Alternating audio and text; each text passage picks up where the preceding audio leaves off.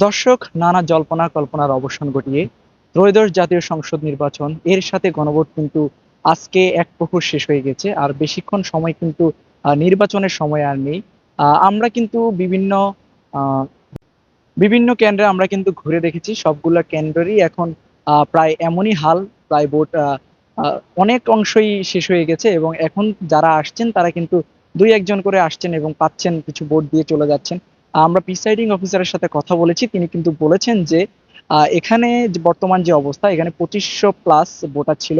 তারা সকাল থেকেই কিন্তু অতিরিক্ত চাপ দিয়ে তারা ভোট দিয়েছেন সকলে। এখন অনেকাংশই কমে গেছে এবং নির্বাচন কমিশনের ইসিতে তারা যেই রিপোর্টটা দিয়েছিলেন, রিপোর্ট অনুযায়ী কিন্তু 49% হারে এখন পর্যন্ত ভোট এখান পর্যন্ত এখানে কাস্ট হয়েছে। এবং এর সংখ্যা আরো 2 ঘন্টা পরে তারা যখন লাস্ট রিপোর্টিংটা দিবেন ইসির কাছে, তখন হয়তোবা সামান্য কিছু বাড়তে পারে বলে তার দাবি। কারণ এখন আর আপাতত কোনো ভোট নেই। আপনি যদি ভালো করে দেখেন তাহলে দেখবেন যে পুরো একটা কেন্দ্র এখানে, আহ, যদিও নির্বাচন আরো 2 ঘন্টা 3 ঘন্টা সময় রয়েছে, কিন্তু এখানে আপাতত পুরো অংশটাই কিন্তু খালি রয়েছে। এবং এখন মাঝে মাঝে একজন বা দুইজন ভোটার আসছেন এবং তারা তাদের ভোট দিয়ে চলে যাচ্ছেন।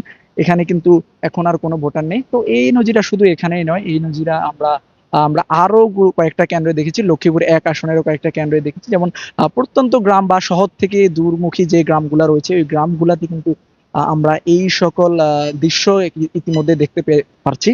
তো এই ছিল লক্ষ্মীপুরের আমাদের শেষ আপডেট। পরবর্তী আপডেট হয়তোবা ভোট কার্যক্রম শেষ হওয়ার পরে আমরা আপনাদেরকে জানাবো।